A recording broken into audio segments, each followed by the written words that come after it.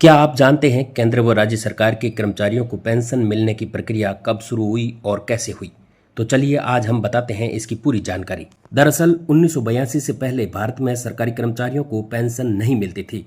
भारत देश में केवल सैनिकों व पुलिस कर्मचारियों को ही पेंशन दी जाती थी। लेकिन 1972 में भारतीय रक्षा सेवा में वित्तीय सलाहकार पद से सेवानिवृत्त हुए DS नकारा ने पूरे देश के कर्मचारियों के लिए यह खुशी लाने का सौभाग्य प्राप्त किया।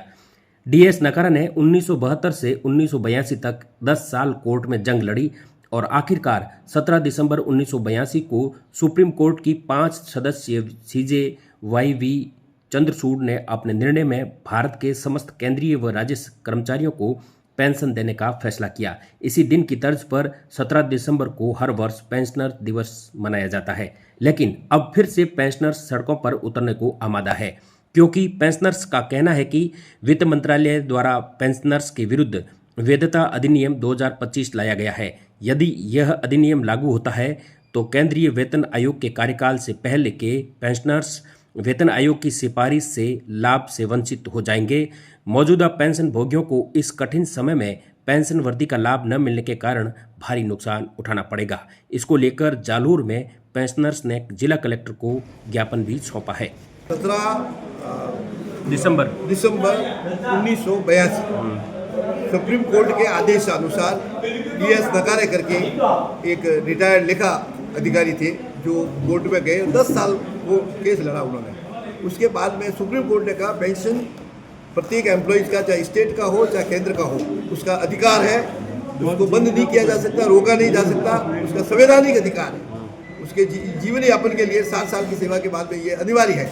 इसलिए उस दिन से राज्य कर्मचारियों और केंद्रीय कर्मचारियों के सभी वर्गों के लोगों के लिए पेंशन शुरू की गई, जो आज दिन तक चल रही है। उससे पहले किसको मिलती थी? उससे पहले मिलिट्री को, रक्षा सेवा के सैनिकों को और पुलिस, उसमें भी अधिकारियों को नहीं। अच्छा। और पुलिस कार्मिकों, पुलिस के कर्मचारियों, केवल उन्हें मिलती थी? केवल पुलिस। अच्छा। पुलिस, बाकी किसी को पेंशन नहीं थी। अच्छा, तो उसके बाद में ये इनको संसद में भी नहीं थी। अच्छा, DS नकारा जी को वहाँ से शुरू हुई। हाँ, इन्होंने करवाया फैसला। इन्होंने करवाया, इसलिए इनको हम 17 दिसंबर को मनाते हैं, पेंशन दिवस मनाते हैं। अच्छा। 17 दिसंबर को प्रतिवर्ष इनकी स्मृति में। इनकी स्मृति में। ये क्या थे? रक्षा ये मंत्री? रक्षा मंत्री लेखा अधिकारी, वरिष्ठ लेखा अधिकारी। तो अब सरकार क्या करना चाहती है कि इसके जो प्रक्रिया है पेंशन वाली, इस पे रोकना चाहते हैं। बिल्कुल तरह से बिल्कुल रोकना चाहिए। प्रॉफिट में जोड़ दिया है ना, प्रॉफिट होगा तो देंगे, नहीं तो नहीं देंगे। तो इसकी प्रॉफिट के पैमाना क्या रहेगा? केंद्र सरकार तय करेगी, केंद्र सरकार विधेयक तय करेगा। विधेयक के अंदर जो आय है, केंद्र की सकल आय है, उससे जोड़ेंगे।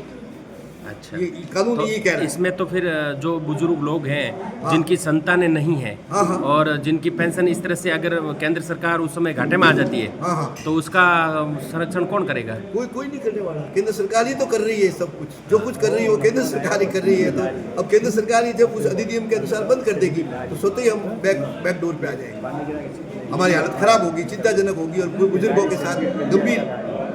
आपका कहना है जो पेंशन अभी चल रही है उसको यथावत रखा था, और जो 8th पे कमीशन आएगा उसके अंदर जो बढ़ोतरी होगी उसको भी बढ़ाया जाए। उसको भी बढ़ाया जाए। नियमानुसार 7th में बढ़ाया था।